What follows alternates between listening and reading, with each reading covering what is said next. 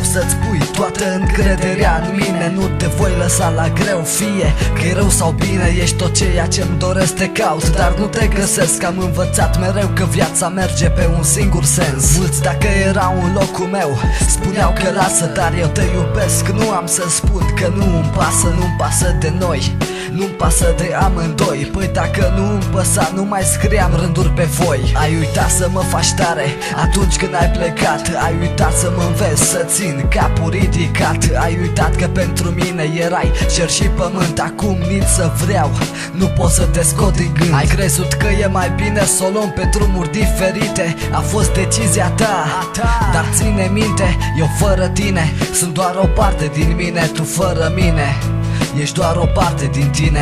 Într-o altă viață poate te voi regăsi. Poate că mai târziu n-o să mai fim ca doi copii. Mulți mi-au spus că timpul le rezolvă pe toate. Sper ca el să dea uitare la cele clipe spulberate. Într-o altă viață poate te voi regăsi. Poate că mai târziu n-o să mai fim ca doi copii. Mulți mi-au spus că timpul le rezolvă pe toate. Sper ca el să dea uitare la cele clipe spulberate. Nu pot să las acele clipe cu noi în spate. Nu pot să nu mă gândesc la tine atunci când ești departe. Nu pot fi fericit cu amintirea ta în pierd. N-am vrut să trăiesc cu gândul că poate am să te pierd. Clipele frumoase, știi și tu, nu vin singure. Clipele dureroase țin cu zilele. După ploaie am învățat că vine furtună. Am învățat că iubirea nu câștig într-o săptămână. Nu pot trăi cu impresia că tu ai plecat. Nu pot scoate din minte acel clip minunat. Nu vreau, nu mă simt în stare. Poate că nu pot să înțeleg iubirea, eu o văd